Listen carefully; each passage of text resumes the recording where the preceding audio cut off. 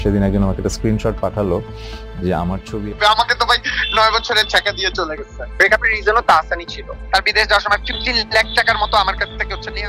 তাহসানকে বিয়ে করতেই 9 বছরের প্রেমিককে ধোঁকা দিলেন রোজা।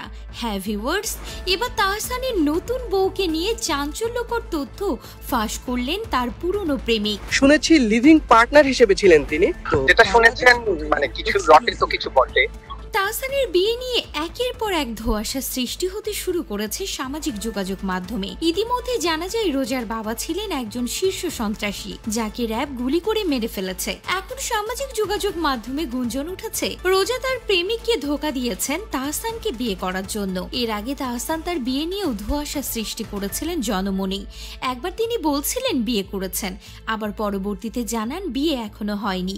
তবে ইতোমধ্যেই তাহসান তাদের বিয়ের ছবি তার নিজের ফেসবুকে পোস্ট করেছেন।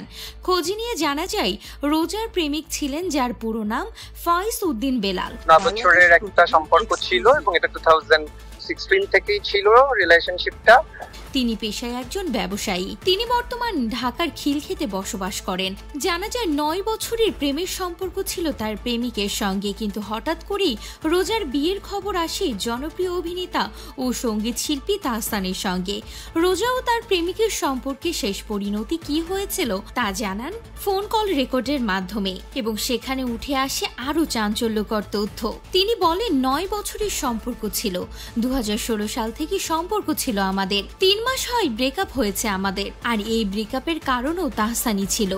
যেটা সত্য সেটি আমি ঢাকতেও পারবো না মিথ্যা দিয়ে। সে যুবক আরো জানান আমাদের চাইল্ডহুড প্রেম ছিল, সে ছোটবেলার প্রেম থেকে রোজার কেরিয়ারের আজ এ পর্যন্ত আসা। আবার সেখান থেকে মার্কিন যুক্তরাষ্ট্রে গেছে, এখানেও আমার কন্ট্রিবিউশন ছিল। তিনি আরো বলেন তিনি নাকি প্রতারণার শিকার হয়েছেন। তাহসানের কারণের জন্যই নাকি রোজা তার সঙ্গে ব্রেকআপ করেছে। এমনকি তাহসান নাকি মিথ্যা কথা বলেছেন। তাহসানের সঙ্গে নাকি রোজার 1 বছরের কোনো সম্পর্ক ছিল না, বরং 3 মাস আগেই নাকি এই যুবকের সাথে ব্রেকআপ করেন রোজা। তিনি আরো বলেন রোজা নিউ ইয়র্ক থেকে কসমেটিক্সের উপর ডিগ্রি লাভ করেছে। আমি আপনাকে বলছি নিউ ইয়র্কে ইউনিভার্সিটি আছে, কিন্তু সেখানে এই রিলেটেড কোনো প্রজেক্ট নেই। সে শুধু এইচএসসি পাস করেছে। বাংলাদেশে এই পরীক্ষা দিয়ে ওই জায়গায় এমন সাবজেক্টে ভর্তি হওয়া সম্ভব নয়। সে মিথ্যা চালিয়ে যাচ্ছে। নিউ ইয়র্ক ইউনিভার্সিটিতে তো এই সাবজেক্ট নেই। সাবেক প্রেমিক দাবি করা এই যুবক বলেন বিদেশে যাওয়ার সময় আমার কাছ থেকে 15 লাখ টাকার মতো নিয়েছে।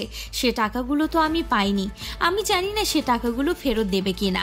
লাস্ট বয়ফ্রেন্ড আমিই ছিলাম। আমাদের 9 বছরের একটা রিলেশন ছিল।